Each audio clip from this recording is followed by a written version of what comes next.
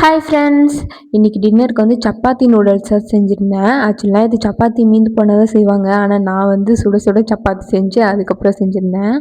எப்போவுமே தினமும் சப்பாத்தி பூரி பொங்கல் தானே சாப்பிட்றோம். அந்த சப்பாத்திலேயே கொஞ்சம் டிஃப்ரெண்ட்டாக செஞ்சு சாப்பிட்லான்னு சொல்லிட்டு தான் இது செஞ்சுருந்தேன். ஆக்சுவலாக இது நிறைய வாட்டி செஞ்சுருக்கேன். ஆனால் ரொம்ப நாள் ஆகுது செஞ்சு. ஒரு 2 மந்த் ஆகுதுன்னு நினைக்கிறேன். அதனால தான் இன்னைக்கு செஞ்சுருந்தேன். இதில் எக்கு போட்டால் நல்லாயிருக்கும். பட் நான் எக்லாம் இன்னைக்கு போடலை. சப்பாத்தியும் நல்லா சாஃப்டாக வந்துருந்துச்சு. கொஞ்சம் பெருசாகவே திரட்டி போட்டுட்டேன். ஏன்னா கட் பண்ண தான் போகிறேன்னு சொல்லிட்டு.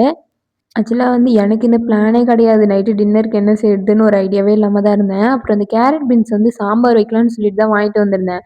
ஆனா அத தவிர எல்லாத்துக்கும் அத போட்டுட்ருக்கேன். அதனால சரி கேரட் பீன்ஸ் பார்த்தோனே நூடுல்ஸ் செஞ்சு சாப்பிடணும்னு ஆசை வந்துருச்சு. ஆனா நூடுல்ஸ்லாம் மைதா அது ஜங்க் இல்ல. அதனால அது வேணான்னு தோணுச்சு. சரி என்ன பண்ணலான்னு யோசிச்சுட்டு இருக்கும்போது சப்பாத்தி நூடுல்ஸே செஞ்சிடலாம் அப்படின்னு சொல்லிட்டு பிளான் போட்டு செஞ்சிருந்தேன். ஆக்சுவலா ஹஸ்பண்ட் ஆஃபீஸ்லேருந்து வரதுக்கு முன்னாடி சப்பாத்திலாம் திரட்டி போட்டுட்டு அதுக்கப்புறம் அதுக்கு தேவையான வெஜிடபிள்ஸ்லாம் கட் பண்ணி அதை செய்ய ஸ்டார்ட் பண்ண ஹஸ்பண்டும் வந்துட்டாங்க. அப்புறம் 10 நிமிஷத்துலேயே முடிஞ்சிருச்சு. உண்மையாவே டேஸ்ட் சூப்பரா இருந்துச்சு. இவ்வளோ நாள் செஞ்சத விட இன்னைக்கு செஞ்சது எனக்கு ரொம்ப பிடிச்சிருந்துச்சு. டின்னர் சூப்பரா சாப்பிட்டு முடிச்சாச்சு. Okay friends bye.